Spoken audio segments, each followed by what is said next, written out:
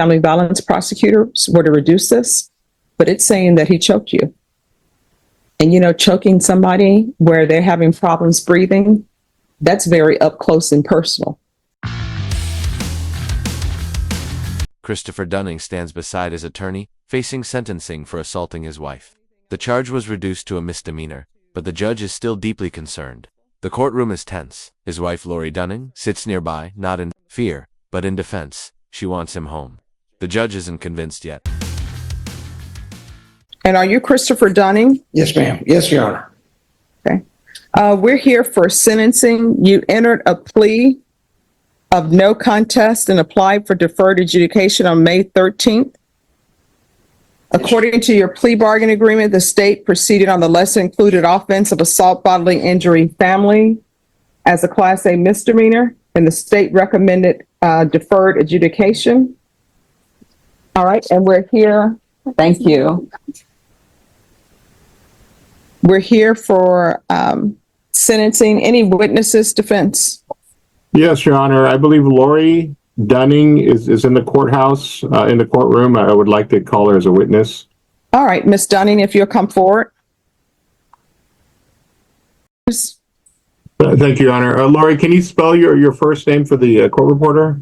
Yes, it's Lori. And you go by Lori Lynn. It's your middle name? Lynn husband. And were you the complainant in this case? Yes. Okay. Lori is called to testify calmly. She confirms she's the victim and that she wants contact restored. He's my husband, she says. We've been together since 2001. She tells the court they've lived together the past year without any incident. Her request is simple. Let him serve probation from home. And as you know, the court agreed to give him deferred adjudication probation. Yes.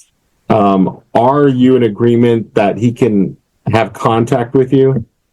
Yes, I am. Okay. Right now, generally these things are given a no contact order. Are you asking the court today to modify that to a no harmful or injurious contact order? Yes, I am. And how long have you all been married? We've been together since 2000, right after 9/11, 2001, but we've gotten married in 2004. And as far as you know, you haven't filed for divorce. You want to continue being in a relationship with him, correct?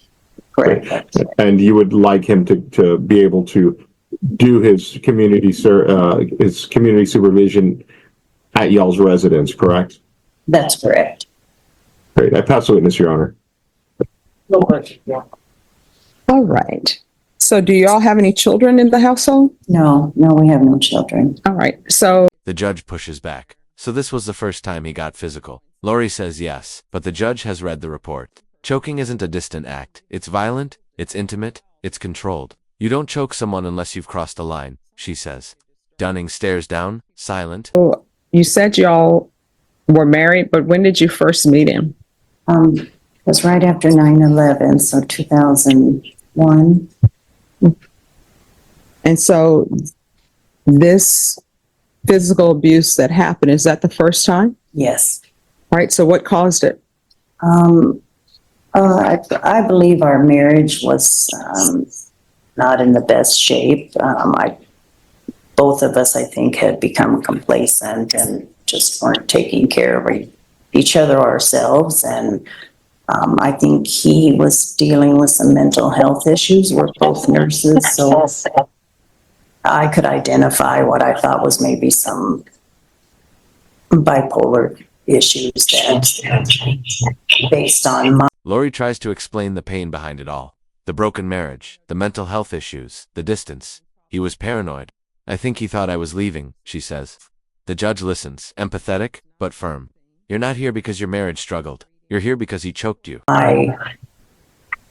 Inattention maybe to the marriage, I think it threw him into some paranoia and behaviors that he's never exhibited before. All right. I understand that you're saying that there were things that were happening in the marriage or things that you were going through. Mm-hmm. I don't understand how it escalated though to what I read in the police report. was just a various accumulation, I think, of, I think I disconnected and withdrew a lot. And that took him into a state of, he felt I was leaving and like taking everything, and I think he lost control.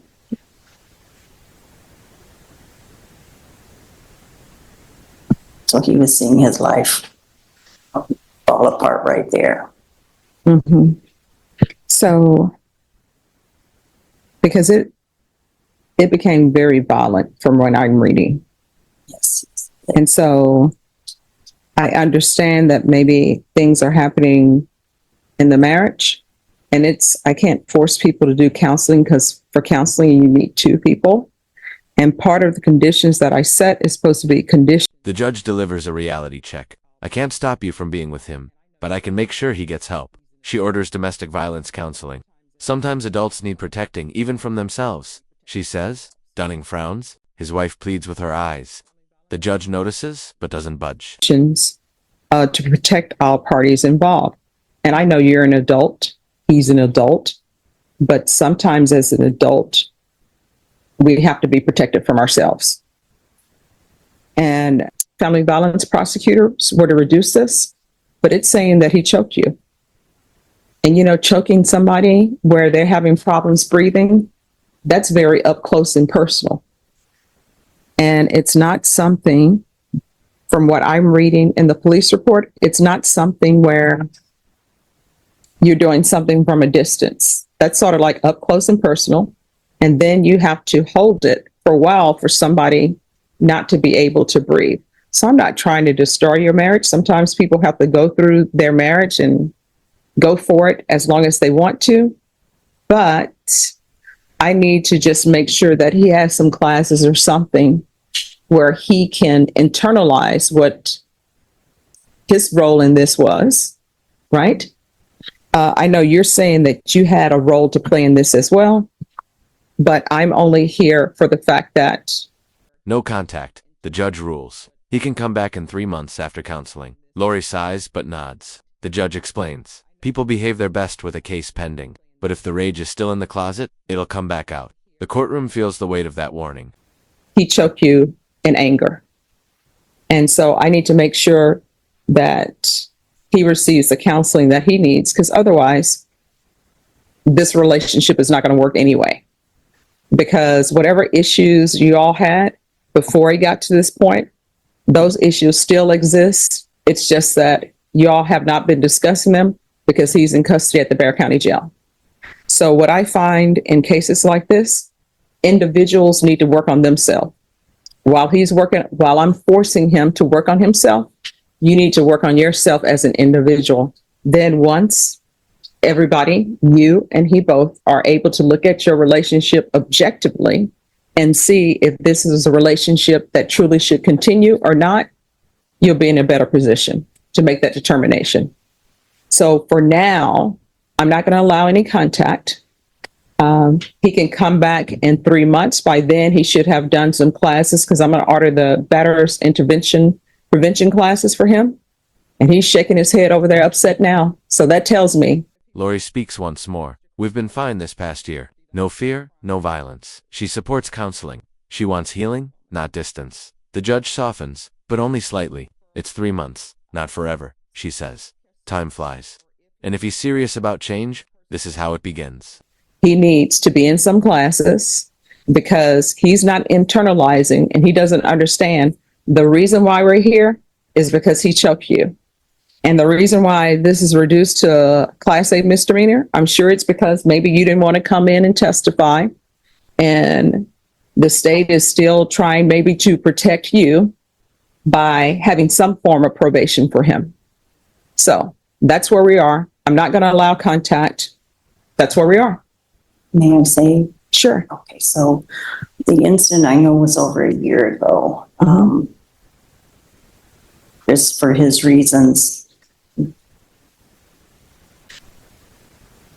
had a bond out and didn't turn himself in. So we have been living together for the last year with no incidences or fear that I fear from him. And I think that says a lot.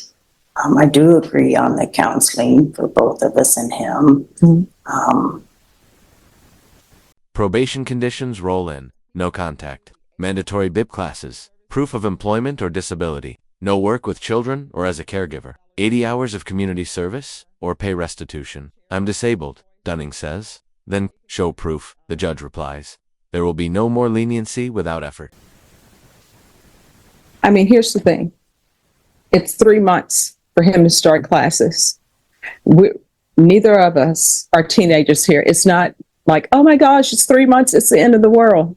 It's 3 months. As we can tell, time goes by quickly. Heck, it's almost Christmas. And that's come around very quick. We're almost about to be into 2025. And what I can tell you, what I have discovered sometimes, people are on their best behavior when they have cases pending. And you know why they're on their best behavior when they have cases pending? Because they don't want to go back to jail. And sometimes, and we can go off the record, sometimes I've been a defense attorney and I've represented people who've been charged, both males and females, with being violent with their partner. And you know what I would always tell them? You had better be the nicest person you can be. You had better get your life in order. Here's some counseling. Would they take that advice? Sometimes they would. Sometimes they wouldn't. My only job was to represent them and get them a favorable outcome. The court offers options. Donate to Crime Stoppers. Attend therapy through his own doctor or the Center for Healthcare. But the judge's tone makes one thing clear. This is no longer about second chances. It's about responsibility. You don't get to say I love her and skip the work. And you know what ended up happening? 9 times out of 10, maybe 2 years later, I get a phone call. They're charged with another assault case against the same person or either against someone else. And you know why that's the case? Because when you have charges that are pending, whatever the issue was that made them be violent, it hasn't gone anywhere. It's just sitting in the closet waiting for itself to come out. All right? All right. But thank you so much for coming in, okay? Thank you. All right, we can go back on the record. This is what the court is going to order. I'm going to order the BIPP course. There's to be no contact with Lori, Lori, Dunning, until further notice. And probation, once he has completed, been in the BIP course for at least 3 months, you can always come back and the court will reconsider. There's to be regular reporting by Zoom or in person. There's to be regular random UAs. As the sentencing ends, the judge looks Dunning in the eye. You'll be released today, but not to your wife. That door's closed until you change. Lori whispers, "Thank you." The courtroom empties slowly. The judge's final words linger. Choking someone is not just a mistake. It's a warning sign. Proof of employment within 30 days. I'm disabled. Pardon? I'm disabled. All right, just a second. Proof of employment within 30 days or proof of SSI. What's your disability? Head injury. All right, proof of SSI within 30 days. If not, there's to be no employment as a home health care provider or with minors. And just a second. He can either do the 80 hours of community service restitution, or I'll allow him to pay $7.25 per hour to a charity of his choice. It can either be San Antonio Food Bank, or if he wants to pay $50 to Crime Stoppers, he can pay $50 to Crime Stoppers. In just one moment.